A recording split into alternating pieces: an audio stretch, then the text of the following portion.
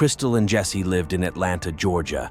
In 1997, they were both 30 years old and had no kids. Years of treatments had yielded no results. While all their friends had children, their house remained eerily silent. Desperate to become parents, they decided to adopt.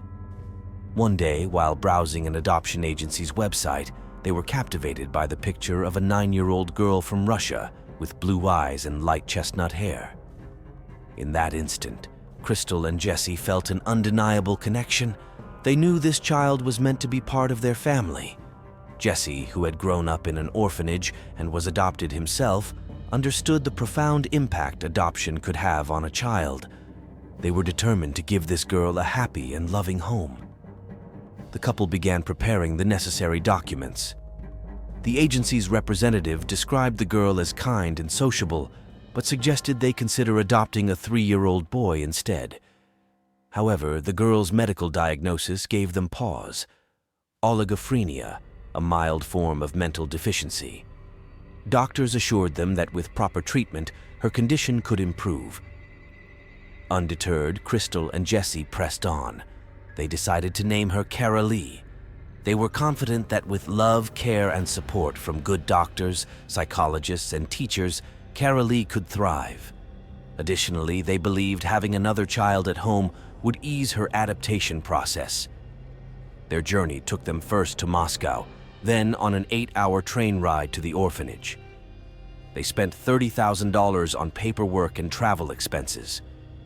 Caralee eagerly awaited their arrival, greeting her new parents with joy. Looking into Crystal's eyes with a heartwarming smile, she said, "You are my mother." At the same time, the couple was preparing to adopt another child. They decided to name him George. The little boy immediately hugged Crystal as if he had known her for a long time. Now, a family of 4, they returned to America. George quickly settled into his new home, enjoying his room and toys. Caralee seemed happy too, with her new clothes and loving parents. But soon, Caralee changed. She became withdrawn and silent. Her parents had to switch her to homeschooling. Caralee showed no emotions. She neither cried nor laughed. She would stare blankly for minutes at a time, seemingly lost in her own world. One night, Crystal woke to find Caralee silently standing by her bed. When she asked her daughter what was wrong, Caralee didn't respond and simply returned to her room. Crystal didn't want to give up and believed that love and affection would heal her daughter. She spent all her time with the kids, but the problems only worsened. Caralee began stealing from the house, hiding money and jewelry in her room, or burying them in the yard. She particularly liked stealing knives. One day she threw a stray kitten over the fence, hoping the neighbor's dog would attack it. When the dog didn't harm the kitten, Caralee was disappointed. As days passed, Caralee's behavior became increasingly cruel and dangerous. A year later, it seemed Crystal's love and care had made some positive impact on Caralee. For Christmas, her parents bought her a bicycle, and she appeared genuinely happy. She started playing with her brother and showing emotions again. Crystal and Jesse finally thought everything was going to be all right. But unfortunately, that wasn't the case. On December 26, 1998, the day after Christmas, Caralee and George were playing in the yard while Crystal was pruning trees in the garden. Suddenly, she heard George scream. Crystal ran towards the house and saw Caralee on the second-floor terrace, holding her brother over the railing. Crystal screamed, "Caralee, stop! Put your brother down!"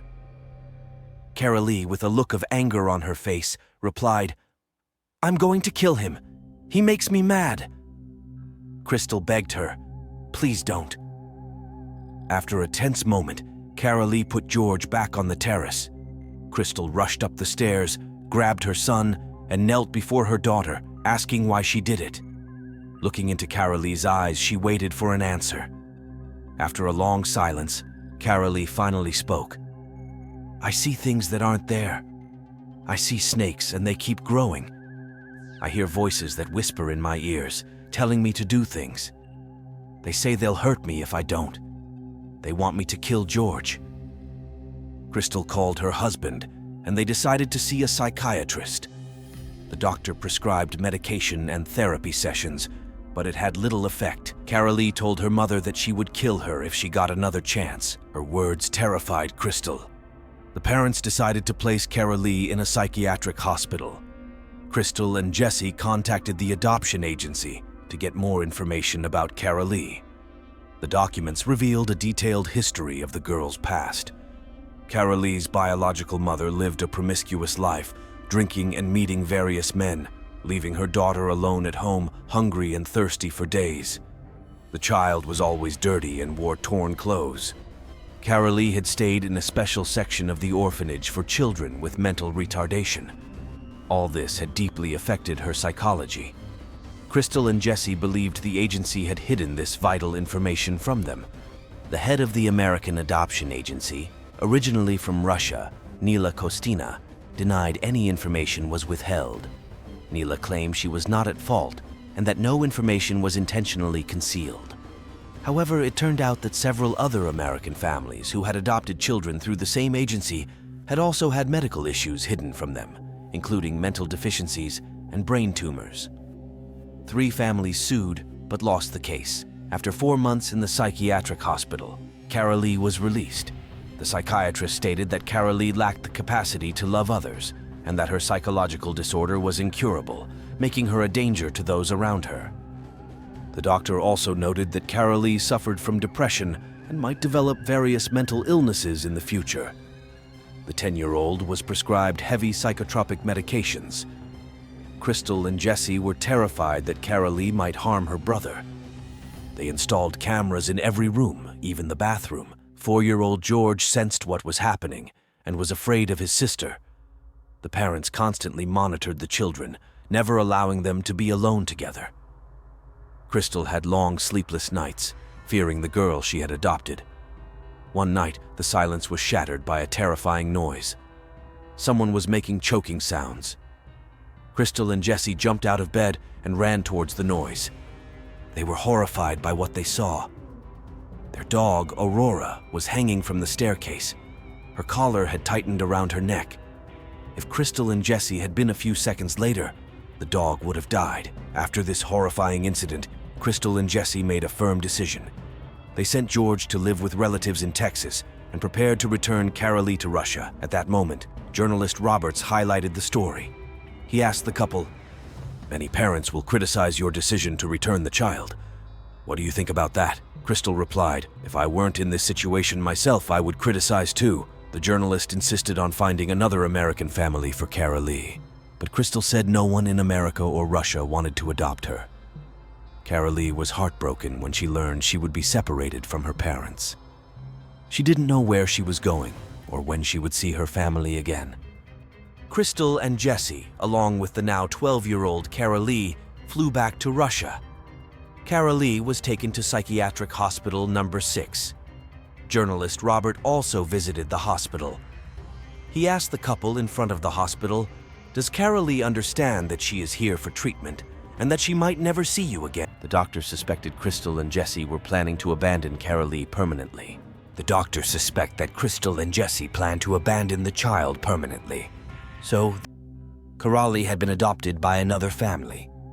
The identity and location of this family were kept confidential by law. Eventually, Caralee herself reached out to Robert and invited him to her home. She now called herself Sabrina, was married, and had 4 children to both Sabrina and Robert. She wanted to share with him everything she had gone through while living with Jesse and Crystal. Even though Caralee was just 9 years old at the time, she had sensed the truth. Jesse and Kristen were making up lies to get rid of her. Because of their lies, the poor girl spent 6 months in a psychiatric hospital and was given heavy psychotropic drugs.